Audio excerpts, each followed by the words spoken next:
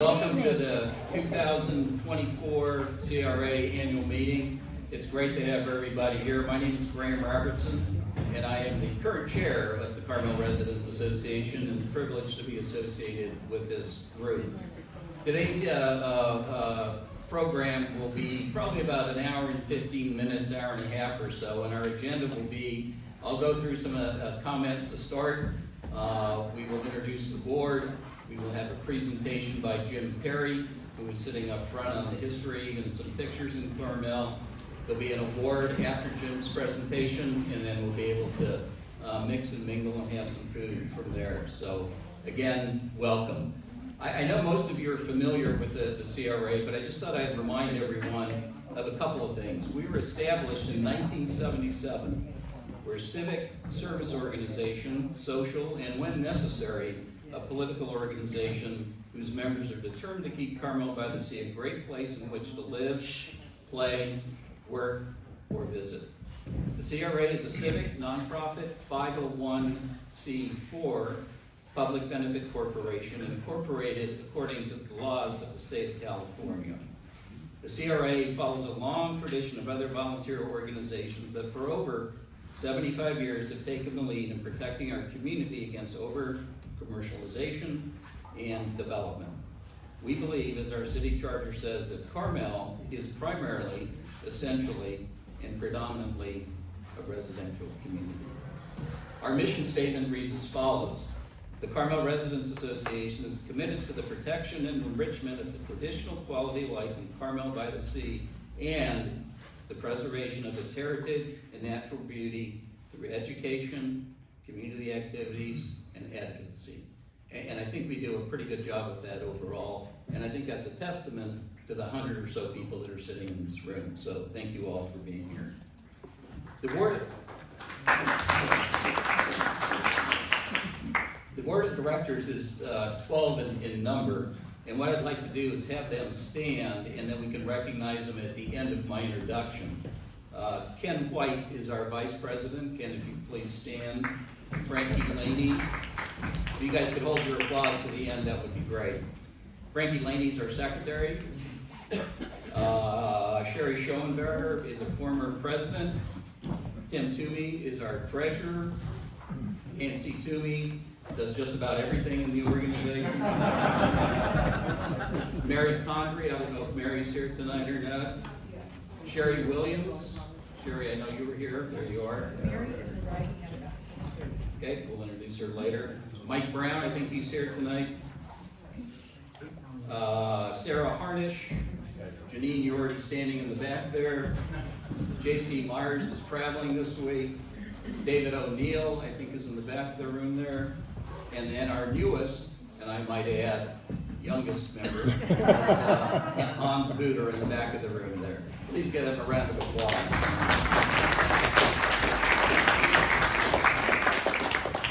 I'd also like to take a minute and recognize a long-term board member who is still very active, not only in the CRA, but in many other things here in town, and I know he's here tonight. Would you please have Tom Parks stand wherever Tom is, and let's recognize Tom for all his efforts.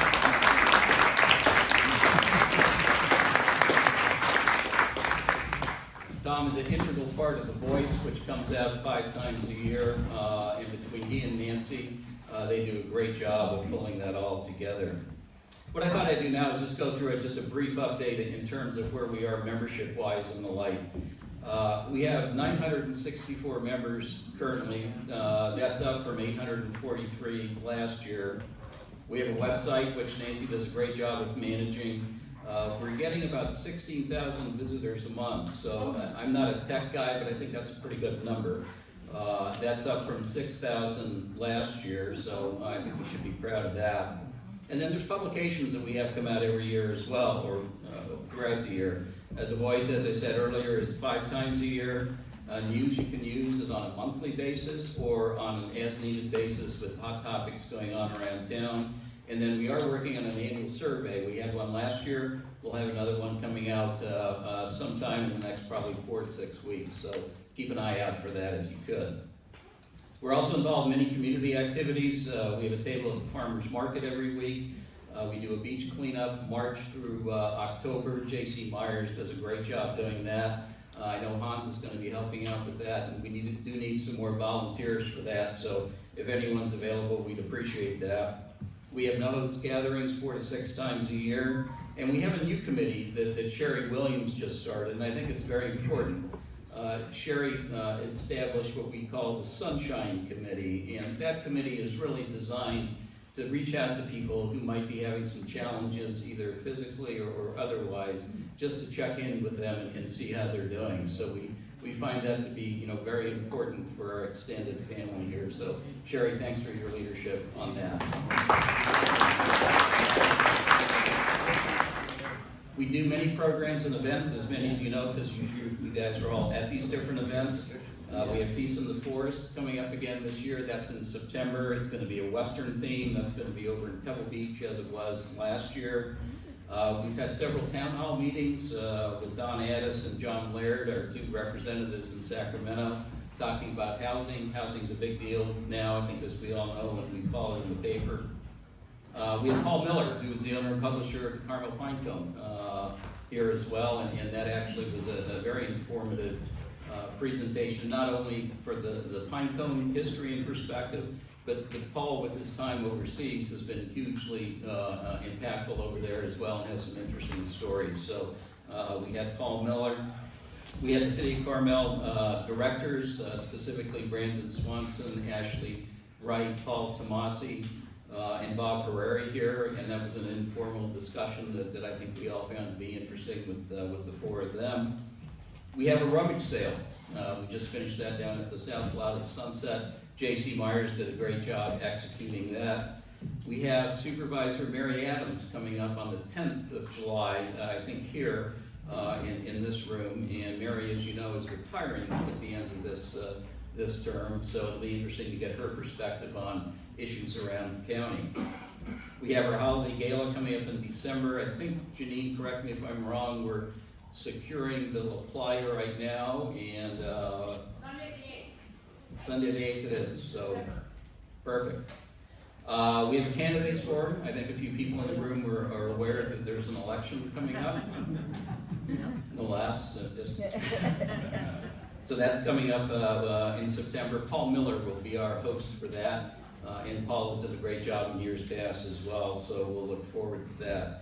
We have this annual meeting here, of course, every year, and we appreciate, again, you all coming out and hearing what we've been up to over the course of the last 12 months. We have a special program that we just are executing now, and I think former Mayor Ken White would like to say a couple of words about a program that we have at the Carmel Youth Center. So, Ken, 90 seconds or less, so go ahead. My watch broke. Mine didn't. We spend a lot of time in this community taking care of elderly people that we are very concerned about. We spend a lot of time worrying about and taking care of people about the middle age. But if we put it all together, we don't spend a lot of time on the young folks. Now, there's an organization in town called the Youth Center. And they've had a very tough time financially with the virus we went through, with the state on them making mandates that they never had to pass or used before. They've had a hard time. They've got building maintenance problems that would make you shudder. And they're trying to continue a program with the youth in the community. And these would be elementary school people, folks, whose parents work. So there may be 35, 40 youngsters in that program. They need help with supplies. So you got a maintenance problem, you got a supply problem for the children, or youth, excuse me. And doggone it, what happens is CRA board says, okay, we're going to give a challenge to our members. And you're going to probably read it from Nancy to me in your emails. And that challenge is we're going to put $5,000 on the table. And that $5,000, the challenge is we want our members to match it. It's real simple. If you don't have one of these, you're shirking your duty as a member. Really. because we get $5,000 on the floor. So what we need is to match that $5,000. They can get their programs going. They can take care of the kids and children from working parents and that want to have a place to go that's clean, that's fun, that's well organized and supervised. That's what we got in the city. We don't pay much attention to it. So please, match us, okay? We challenge you to match what the board did. Thank you very much.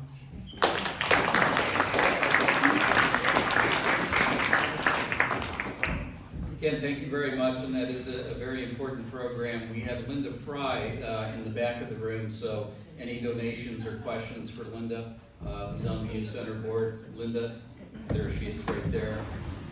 Thank you. We really appreciate it. Starting on Monday, we have summer camp. I'd like to say 2 seconds. Well, he took more than 90 seconds, so you got one. Go. Summer camp starts on Monday. After school care, we're going back to that, and we can have up to 65 elementary and some middle schoolers. So whatever you guys could do, and Ken and Grant and all of you have been so supportive of our open house and the Carmel-by-the Youth Center. So thank you so much. I will be here if any of you have any questions at the end of the program. Again, thank you. Linda, thank you.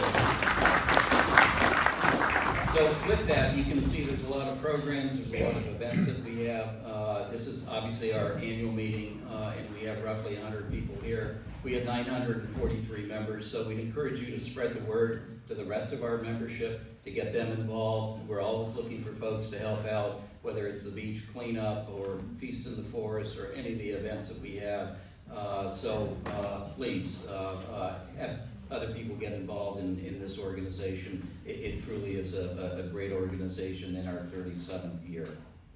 We're privileged tonight. I'm going to shift now to our program to have James Perry with us to talk about a little bit of the history of Carmel. I think James is going to share some pictures that we haven't seen and probably some history around there.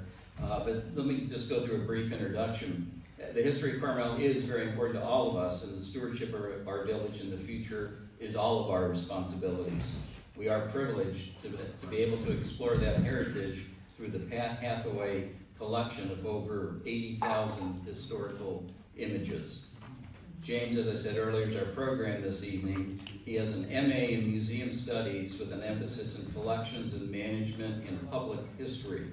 He has served as a curator of collections and exhibits for the Valdez Museum and Historical Archive in Valdez, Alaska, as well as the Museum of the Aleutians in Dutch Harbor, Alaska. Locally, he has served as a consultant to various organizations for special project initiatives, including the City of Carmel-by-the-Sea, the Royal Presidio Chapel, the Missions of Carmel, San Juan Bautista, Soledad, and San Antonio.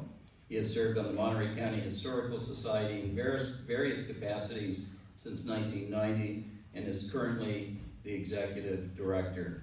So it's my privilege to introduce to you all James Perry. Welcome.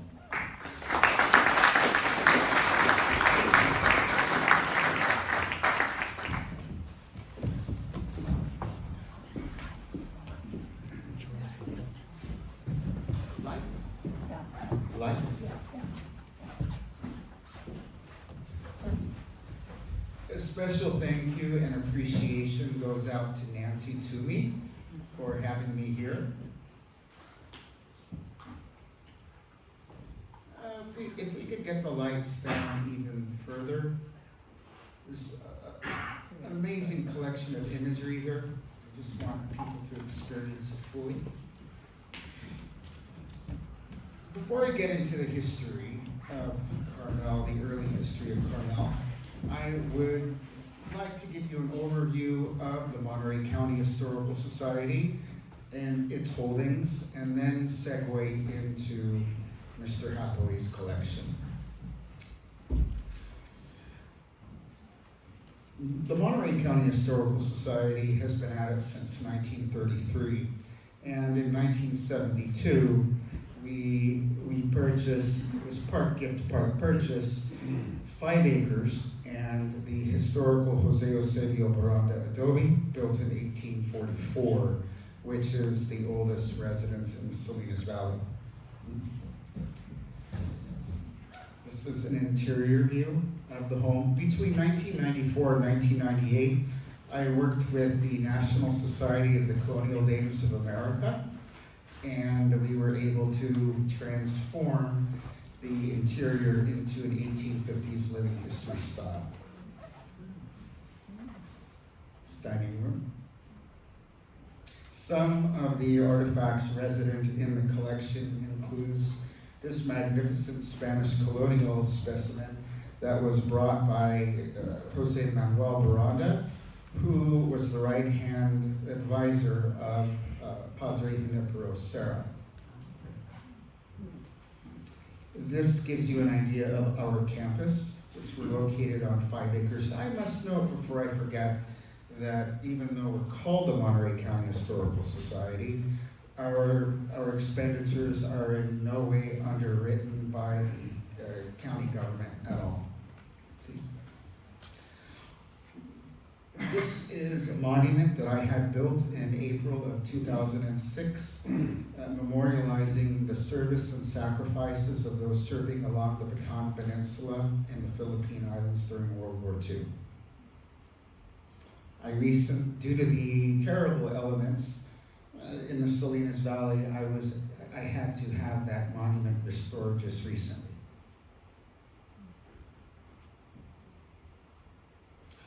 Another structure that this is the Lagunita Schoolhouse, built in 1897. We saved this from being demolished and had it relocated to our site. In 2013, I reconfigured the interior, again reflecting a schoolhouse from that time period. This is another structure we saved from being demolished. This is known as the Filipino Labor Bunkhouse. This memorializes that first community, which was really responsible for the beginnings of the agricultural labor movement to better conditions in the fields. You can see how hard scrabble that was living. Another structure is this was designed by William Weeks, who did quite a bit of residential and commercial between here and Monterey. Some of you might know the Monterey Hotel. That was one of his examples. This house is under restoration as well.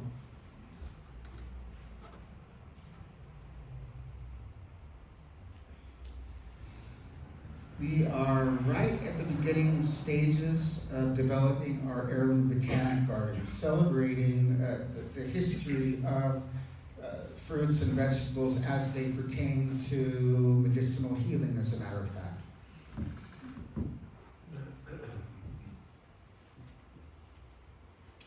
Phase 1. Phase 2 will include this beautiful Victorian fountain that I designed and had an artist put upon paper. Utilizing historical exterior elements in this fountain, including this beautiful lion copperhead from right about the year of 1890. Another project that we'll be developing will be a museum 2,200 square feet, celebrating 13,000 years of human occupation here in the region. And our archaeological collections are vast and varied. We have the largest archaeological collection of its kind in the region. Some of you may have heard of Gary Brischini. He was one of really what I would consider to be the area's preeminent archaeologists of its time for over 4 decades. Included in this museum will actually be a planetarium room, a storytelling room. And 22,000 square feet of ethnobotanic gardens, again celebrating the ethnobotany and healing traditions of our First Peoples. This is the shell of what will eventually be our museum. It's 12,500 square feet. Resident in this museum is the archaeological repository, 2 archival vaults, and our beautiful Victorian library that I dedicated on May the 18th. I'll show that to you in time. Certain large specimens we have. Every single thing tells a story, including this Surrey buggy, which was owned by the first female physician in southern Monterey County. An industrial coffee mill, which is taller than I am, from 1873. This is a view of our first vault, built in 1980.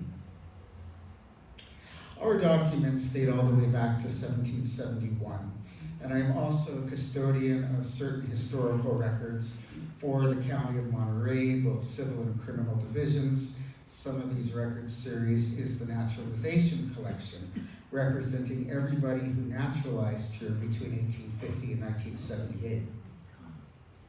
Some more interesting artifacts is this amazing bottle of 1804 Napoleon brandy.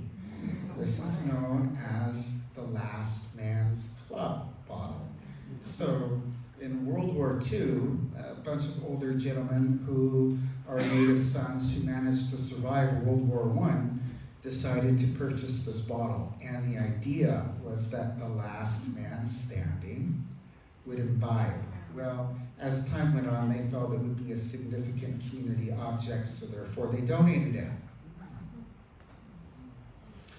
This is a view of vault number 2, which I had built in 2015. And this is where Mr. Hathaway's collection is resident. Yes, this is, it's an interesting image. It's just an image of a tank, but what that is that represents the greatest dry fire suppression system that money can purchase. So every collection needs a reading room. So we had a very interesting inspiration. Again, having a collection that is, well, again, we've been at it for 90 years. We decided to actually integrate interior historical architectural elements from a mansion that we that we saved in 1965 and had been in a warehouse since, including windows from this mansion that again torn down in 1965. Other interior elements include this beautiful English arts and crafts stained glass window created in 1905, and I had restored for the area. This was from 216 Main Street, a place called the Grand Saloon. This is a commission piece actually from, it was developed by my volunteer coordinator, educational curation, Gail Spencer. This is a very interesting alcohol painting of the Baranda Adobe. And this, unfortunately, this image is not as clear as I wish it would be, but what you're seeing is an Esalen village at the mouth of the Carmel Lagoon. And this is what we ended up with.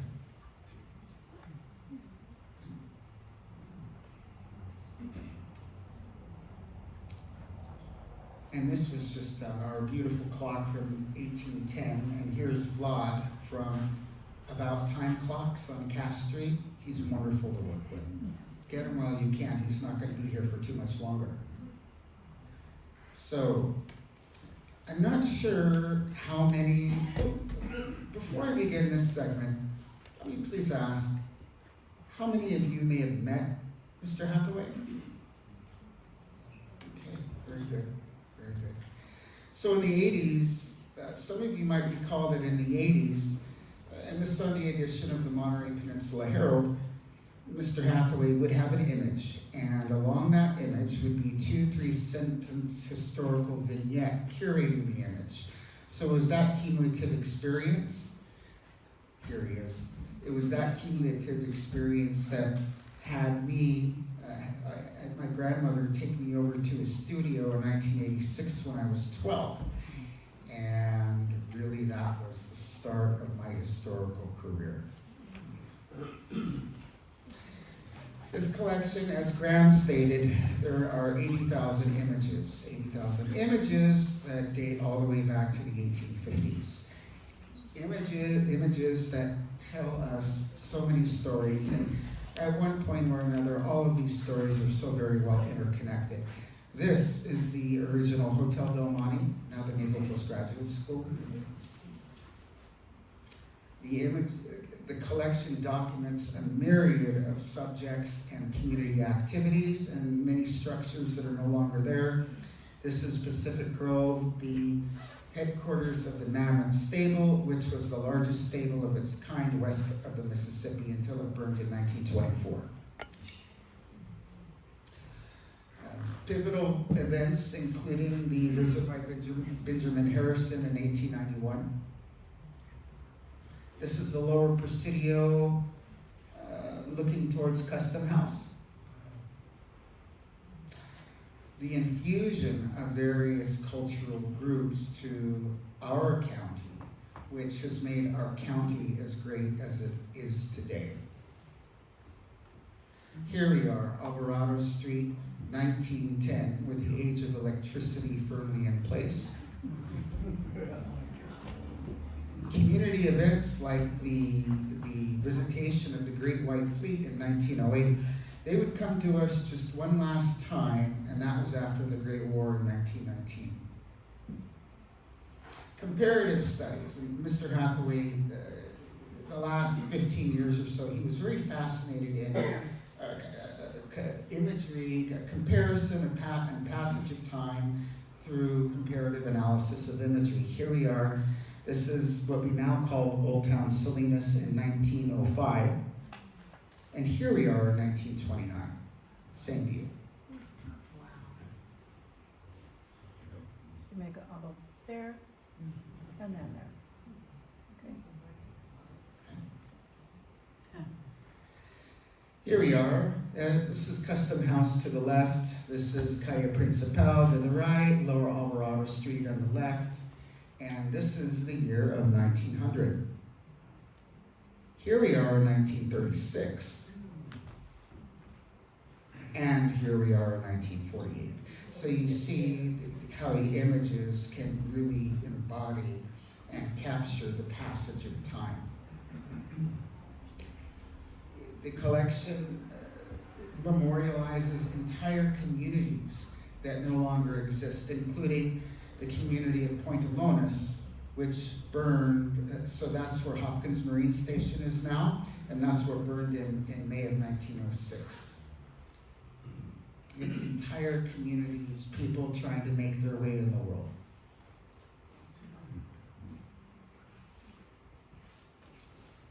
And the devastation of these communities. Also, here we are, the little town of Plato, which is now resting underneath the waters of Lake San Antonio. It was flooded in 1965. Great estates like the Tevis Murray Mansion, built in 1901 and razed in 1942 to make way for San Xavier Kennedy. Magnificent schoolhouses, as this one is in Gonzales, our elementary school that was torn down in the 50s. Collection also chronicles our great trades here in this area. So here we have the Western Flyer. And most importantly, the people that made the industries flourish. Pride in their products.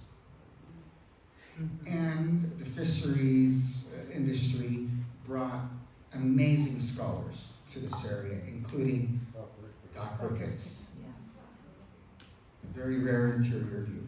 And his book, his masterpiece, Between Pacific Tides, is still standard reading material in the curriculum. He was, so Mr. Hathaway, another dimension to him that a lot of people aren't aware of is the fact that he was a magnificent photographer in his own right. In portraits,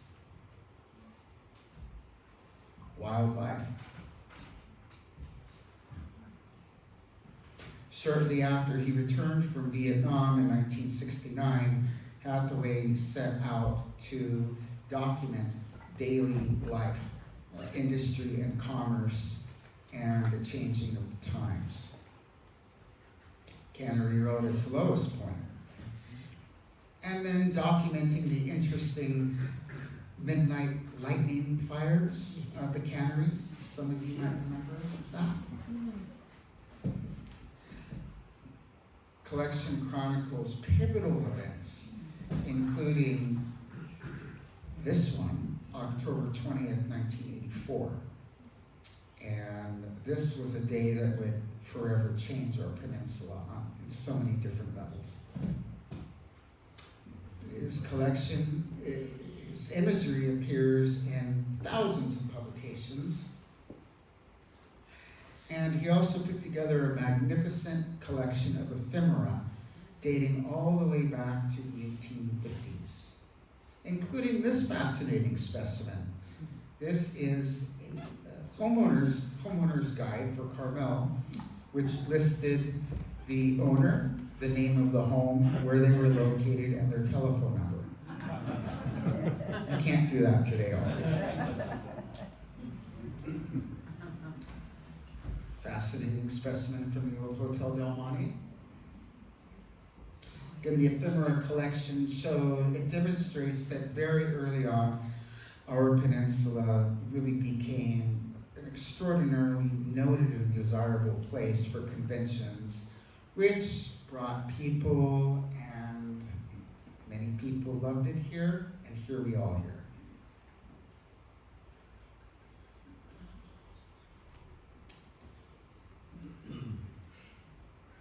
This is a nice specimen from 1963.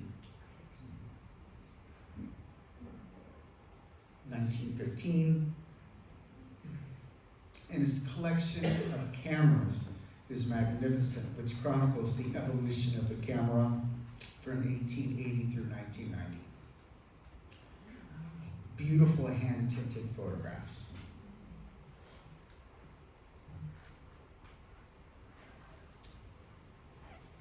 So, as I've said, 13,000 years, this area has been occupied. And, of course, in 1770, the Mission Padres set up shop here. And so, but by 1860, this is what the interior of Carmel Mission looked like.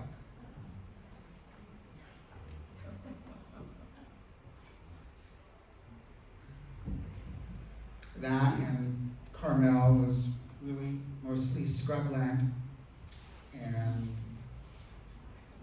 very wild. There's Carmel Mission in the background, circa 1900. And this is early Carmel. This is our roots here. This is how we started. It wasn't, and so very early on, a gentleman by the name of Santiago Duckworth tried to create a Catholic retreat here because what was going on in Pacific Grove, that was the Methodist retreat. So he wanted to counter that. Well, that failed. And it really wasn't until this gentleman came, the very father of Carmel, James Devendorf.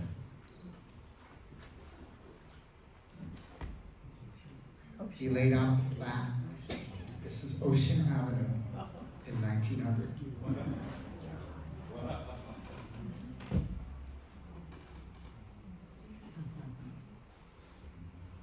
Houses started springing up, slowly but surely. This is 6th and San Carlos, by the way. What's that? And then commercials started springing up too. The bakery, the post office, which was located in the same building, owned by Louis Levin, who was one of our area's preeminent, most prolific photographers, documenting the very early development of industry and commerce here in Carmel.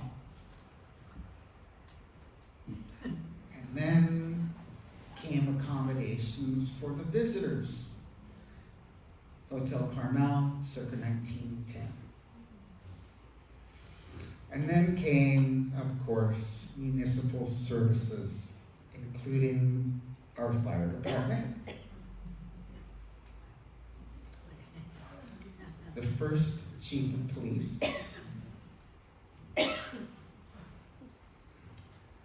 And this image is quite good because, again, this was the community billboard. Collection documents the earliest activities of the Forest Theater, including this very first production in 1910. It was called David.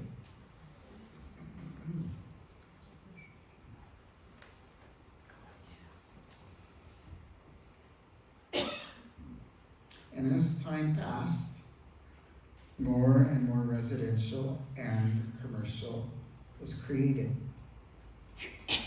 First library,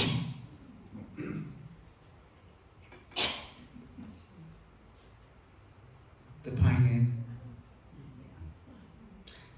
I just on a side note, I had the complete privilege of working very closely with Jane Galante, who was the granddaughter of James Devendorf, and I was able to work with her in the latter part of 2007, early 2008, to catalog her collection known as the Carmel Development Company collection. That was in advance of sending it to the Harrison Memorial Library, where it was subsequently digitized and is available to the public. So Carmel, as all of you are very well aware, immediately attracted an amazing host of scholars and artists, poets.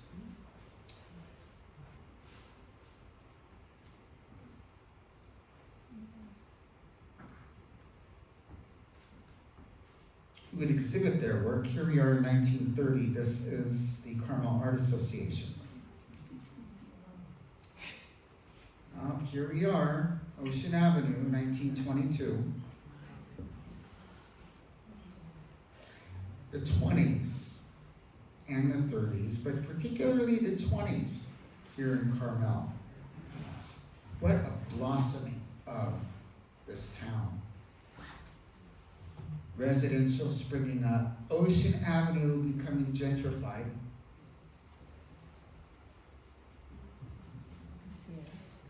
M.J. Murphy's very close working relationship with James Devendorf was critical. And as the town became gentrified, parts of the old part of town were relocated in other out-of-the-way places, including the first barber shop in Carmel, which was relocated in 1923 to another part of town. Out of sight, out of mind. Great projects happening. This is the construction of the Golden Bough Theater.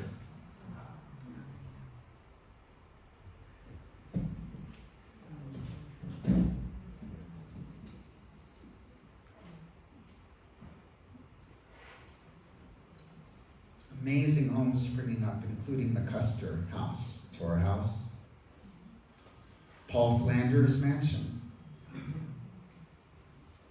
and my most favorite house on the entire Monterey Peninsula, I must declare, the James House, now owned by Brad Pitt. If any of you know Mr. Pitt, I certainly would like an introduction. I've always wanted to tour this house.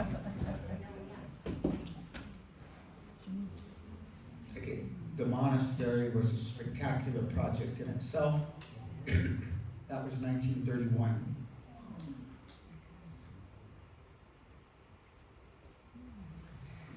And amazing partnerships that happened, which included the partnership between Father Ramon Mestres of the Carmel Mission and our own Renaissance man, still to this day, I would say no one can compare to him to this very day. in art, sculpture, literature. That was the cenotaph, Padre Junipero Serra's cenotaph when he completed it. And right after World War II, Mora was also designing monuments, including our own monument to World War I here in town. That's the dedication of it in 1921.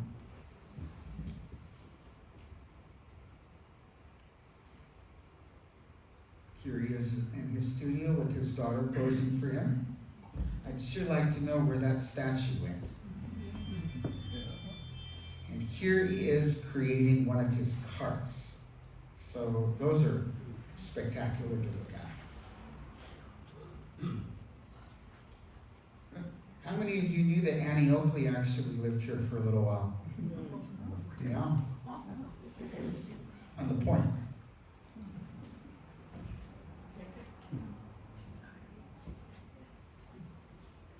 I wanted to show you so many of these images because it just demonstrates how much of a Renaissance man he was for this town, and quite an inspiration, even to artists to this very day. This is the Carmel Dairy.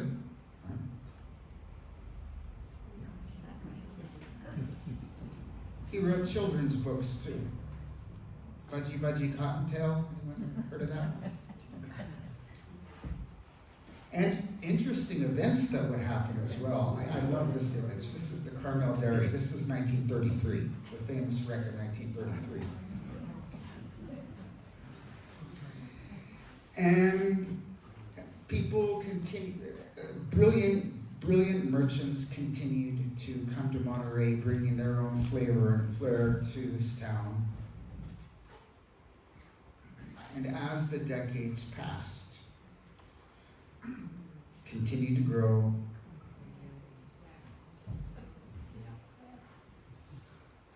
In 1960, which continues to bring amazing people to our region, including John and Jacqueline Kennedy. So you can see that the breadth and the depth of experience here in such a short period of time, how this town sprang up from scrub brush to become, I think, the most elegant town in our entire county. And there we have it.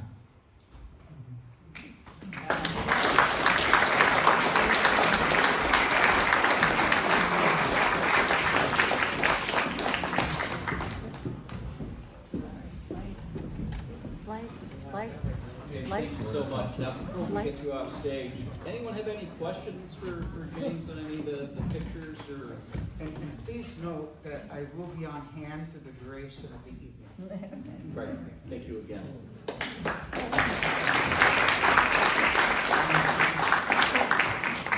Graham, the bag behind you. Got it. Okay. So our next and last item, or second to last item, is the presentation of our business of the year. This business has been operating in Carmel for over 50 years. The owner of this business first discovered Carmel-by-the-Sea in 1960 when he visited his older brother who was stationed at Fort Ord. He attended MPC in the 60s and moved back to Illinois to finish his undergraduate and graduate degrees. He moved to Carmel in 1974 and started working in an art gallery.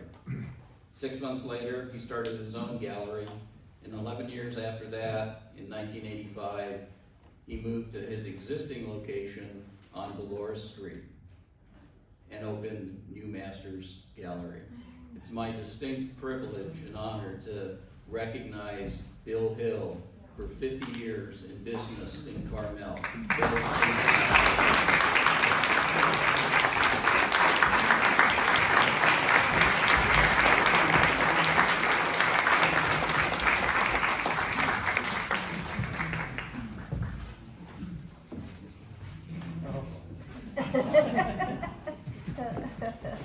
Been a friend for many years. done a great job, and we appreciate your stick-to-itiveness in this quirky little village.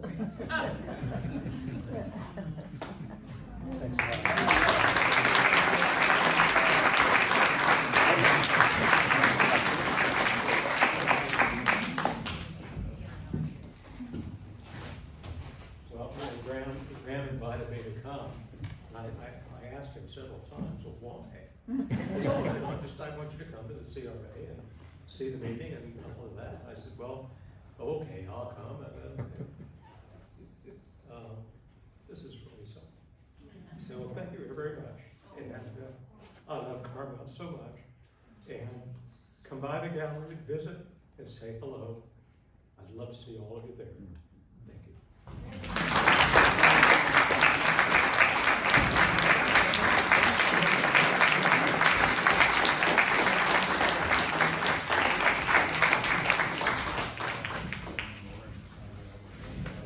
Bill has been a great friend for many, many years, not only to me personally, but to this community as well. He and his family, Allison included, have been an integral part of our community. So we thank you for all your service to this community, and we wish you Godspeed. So thank you, Bill. Thank you, Allison.